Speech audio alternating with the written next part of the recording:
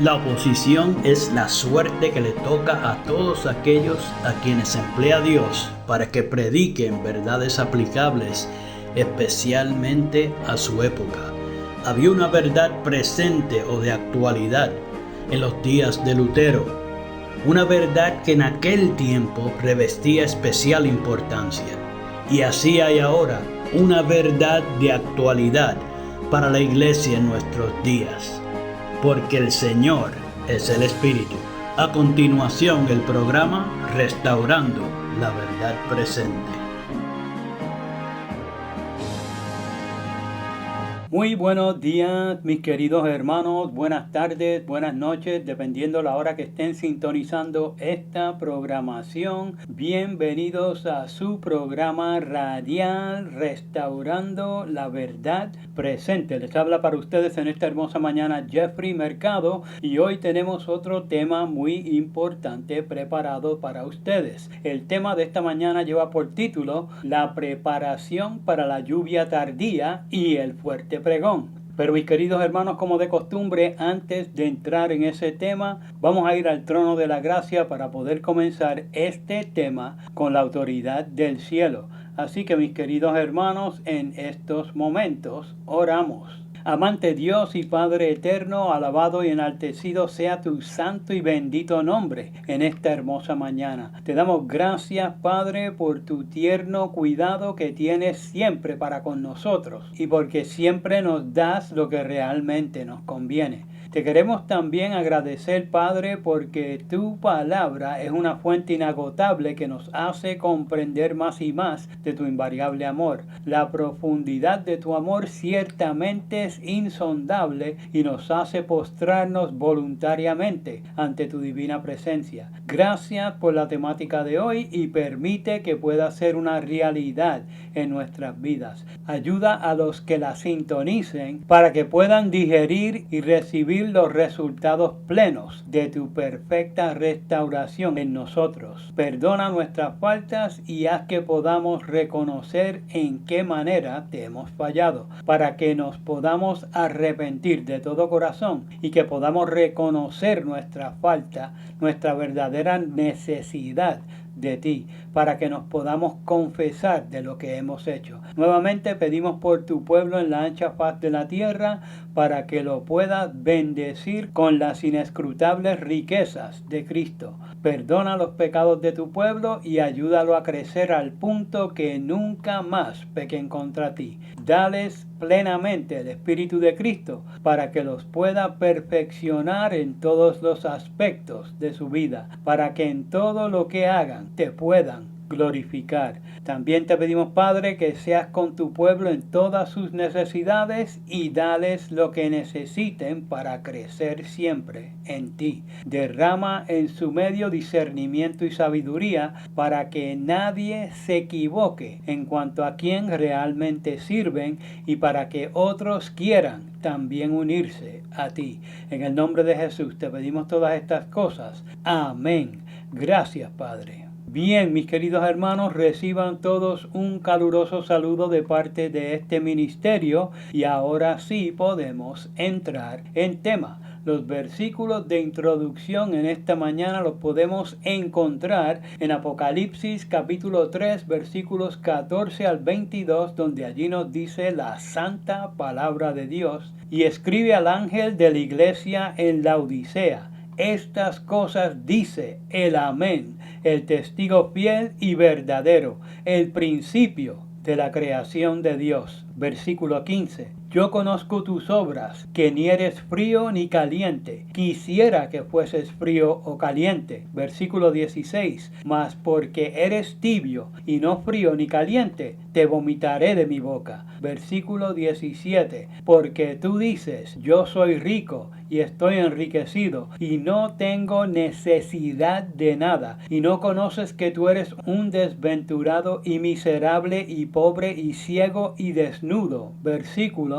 18. Yo te aconsejo que de mí compres oro refinado en fuego, para que seas rico, y vestiduras blancas para que seas cubierto y no se descubra la vergüenza de tu desnudez, y unge tus ojos con colirio para que veas. versículo 19. Yo reprendo y castigo a todos los que amo. Sé pues celoso y arrepiéntete. Versículo 20. He aquí yo estoy a la puerta y llamo. Si alguno oye mi voz y abre la puerta, entraré a él y cenaré con él, y él conmigo. Versículo 21. Al que venciere, yo le daré que se siente conmigo en mi trono, así como también yo he vencido y me he sentado con mi Padre en su trono. Versículo 22. El que tiene oído, oiga lo que el Espíritu dice a las iglesias. Y mis queridos hermanos, vamos a finalizar con Juan capítulo 9, versículo 41, donde allí nos dice la santa palabra. Jesús les dijo: si fuerais ciegos, no tendríais pecado. Pero ahora, porque decís, vemos, vuestro pecado permanece.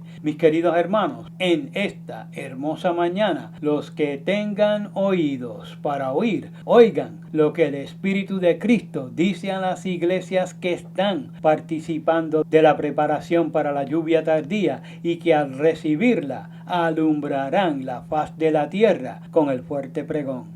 En el programa de hoy vamos a continuar con el tema de la preparación para recibir la lluvia tardía, para poder ser utilizado por nuestro Padre Celestial para dar el fuerte pregón con el poder de lo alto, como Dios manda. En esta ocasión, mis queridos hermanos, vamos a hacerlo nuevamente en el contexto presentado por el pastor Alonso Trevor Jones en el Boletín Diario de la Conferencia General de 1893, pero esta porción la pueden revisar en la parte 8 del mensaje del tercer ángel.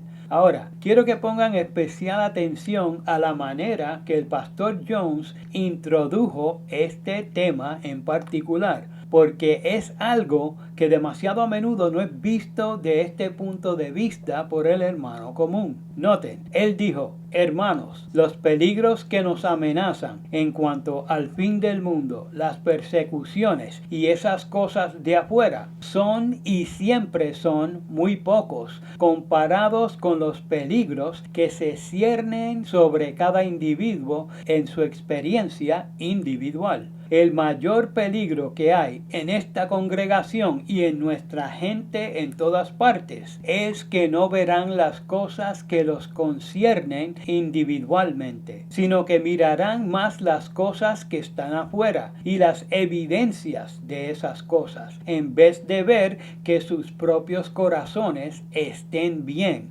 con Dios. Verán esas cosas más como una especie de teoría, en vez de cómo tener un Cristo vivo en su interior, a fin de que todas esas cosas puedan ser realidades vivas en el exterior y que podamos estar preparados para enfrentarnos a ellas en el temor de Dios y en la salvación de Dios. Alabado sea su santo y precioso nombre. Mis queridos hermanos, como les dije, esa cita es del pastor Alonso Trevor Jones del Boletín Diario de la Conferencia General de 1893, de la parte 8 del mensaje del tercer ángel, específicamente localizada en la página 164, el párrafo 1.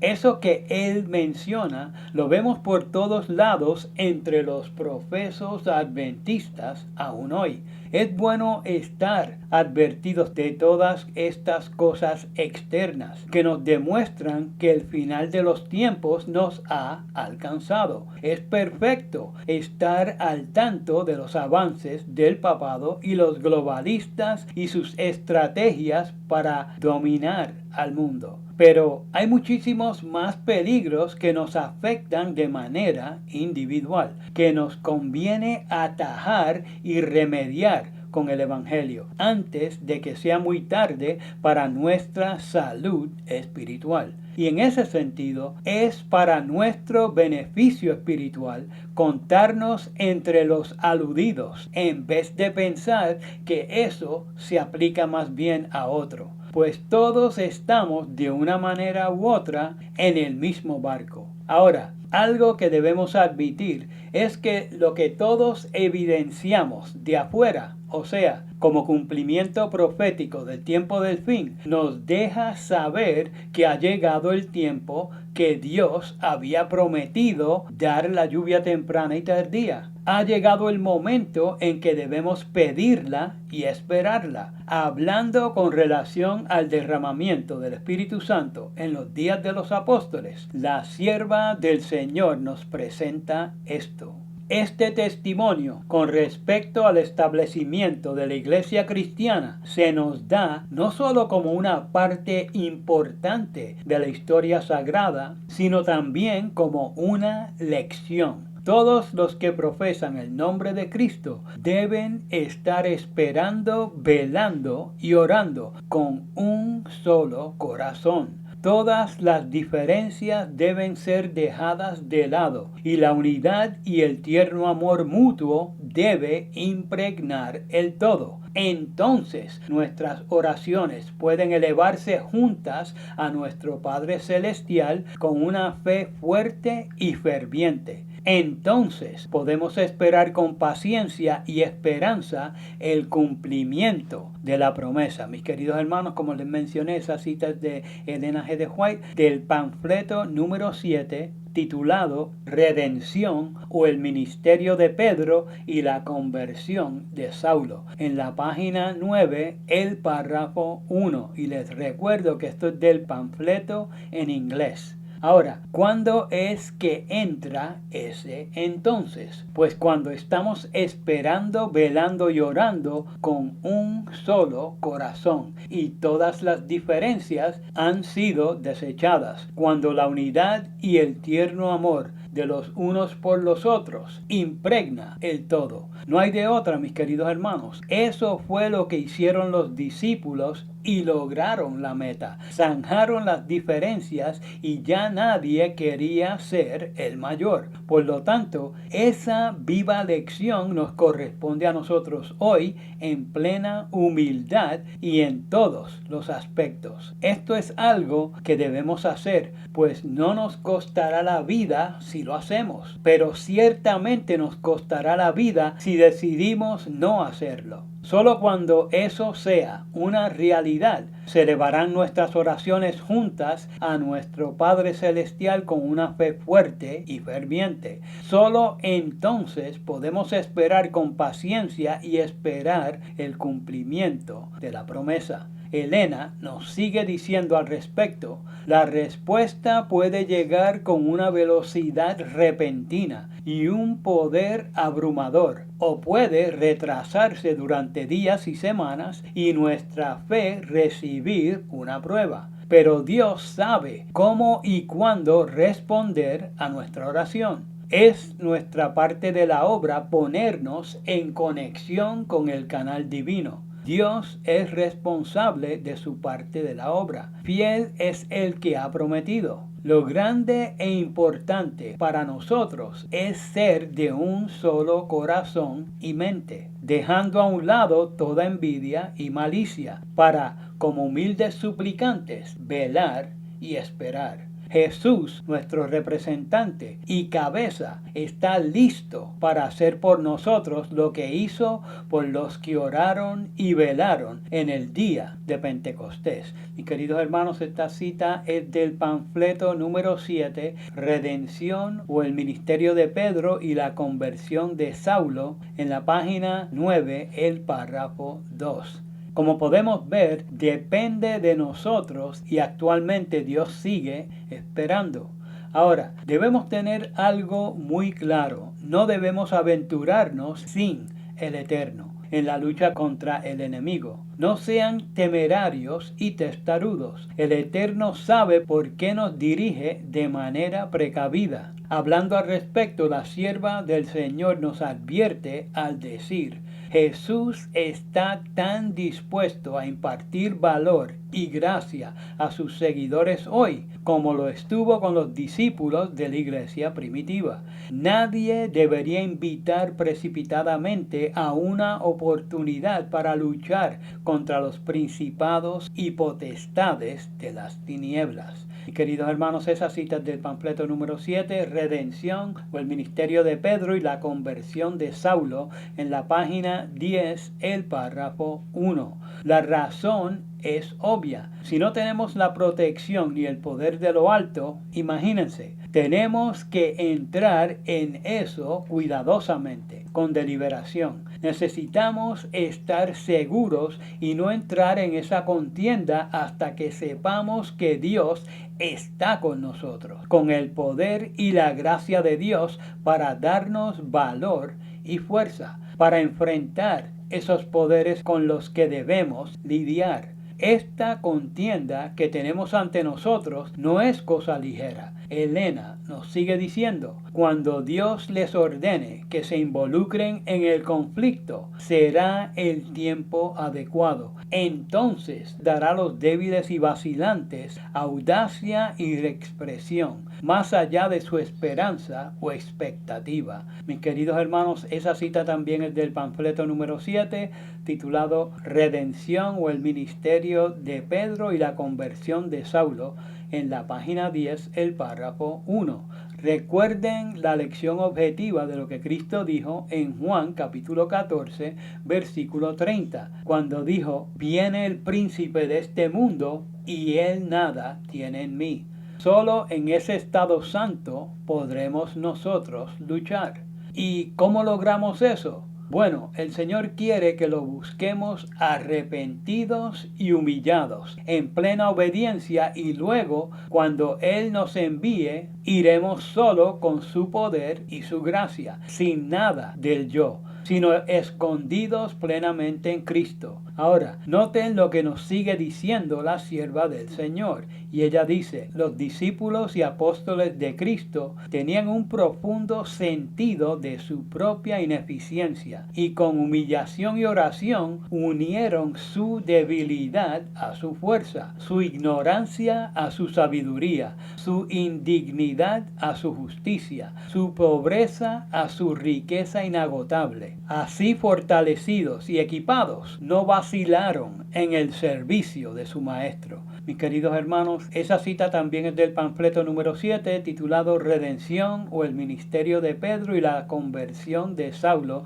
pero en esta ocasión en la página 11, el párrafo 1.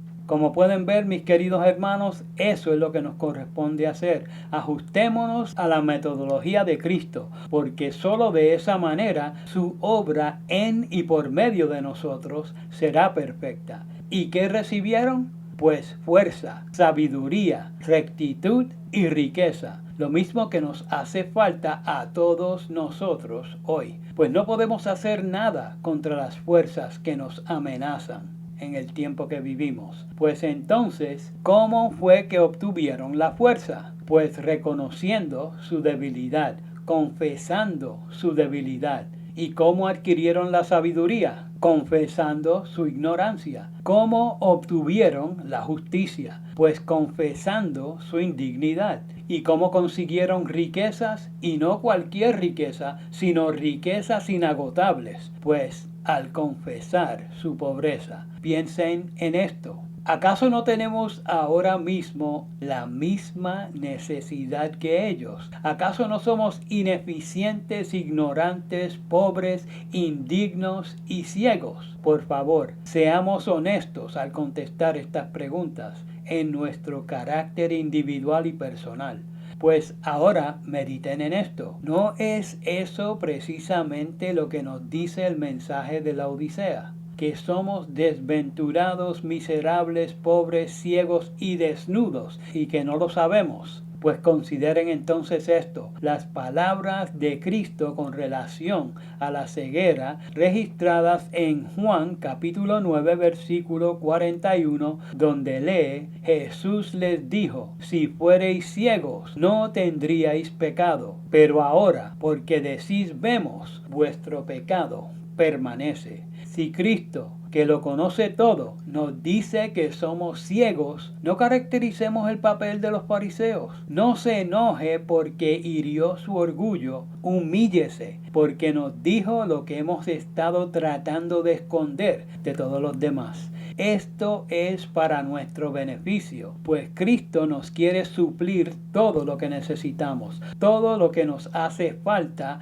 para ser poderosos en Él. No te subas, allánate y sé humilde de corazón. No discutas con la verdad, acéptala y Él hará la diferencia en tu vida y entre el pueblo. Sí, el pueblo que de labios profesa su nombre. Confesemos nuestras faltas, las que Él muy bien conoce. No nos resistamos, sino digamos, Señor, todo esto es así, pero en lugar de mi desdicha, dame tu propia satisfacción. En lugar de mi miseria, dame tu propio consuelo. En lugar de mi pobreza, suple todas tus riquezas. Amén. En lugar de mi ceguera, sé tú mi vista. En lugar de mi desnudez, vísteme con tu propia justicia. Y lo que no sepa yo, Señor, por favor, enséñamelo. Entonces, cuando lleguemos con un solo corazón y una sola mente a ese lugar, no tendremos ninguna dificultad en arrepentirnos. No será difícil arrepentirse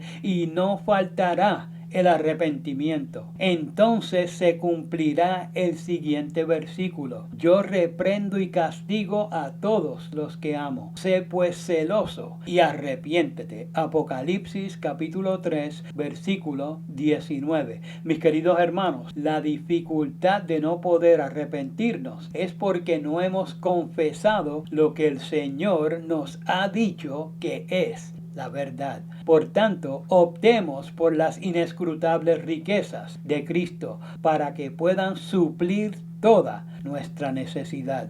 Ahora, quiero que noten el cambio efectuado en los que aprovechan la lluvia tardía. La sierva del Señor nos lo presenta y nos dice: en ocasión de la transfiguración, Jesús fue glorificado por su Padre. Le oímos decir: ahora es glorificado el Hijo del Hombre, y Dios es glorificado en él. Juan capítulo 13, versículo 31. Así, antes de su entrega y crucifixión, fue fortalecido para sus últimos terribles sufrimientos.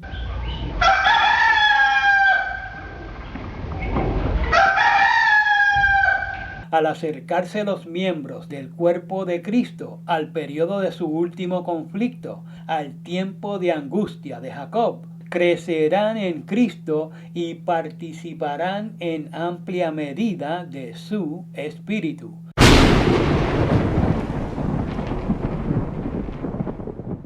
Al crecer el tercer ángel hasta ser un fuerte pregón, cuando acompañe a la obra final gran poder y gloria, los hijos de Dios participarán de aquella gloria. La lluvia tardía será lo que los fortalecerá y reavivará para atravesar el tiempo de angustia. Sus rostros resplandecerán con la gloria de aquella luz que acompaña al tercer ángel. Mis queridos hermanos, esa cita la pueden encontrar en Testimonios para la Iglesia, el tomo 1, la página 315, el párrafo 4. Entonces, ¿para qué fue dada la lluvia tardía?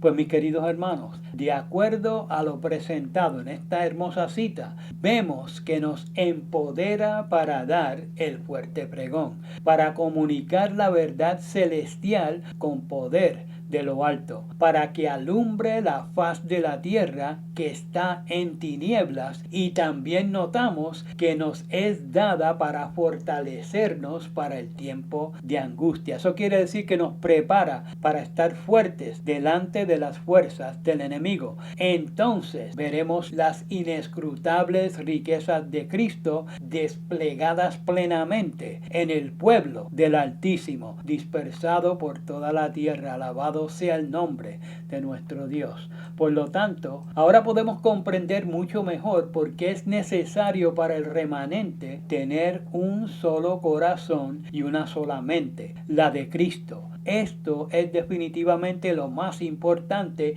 y nada nos puede despistar de esa poderosa verdad.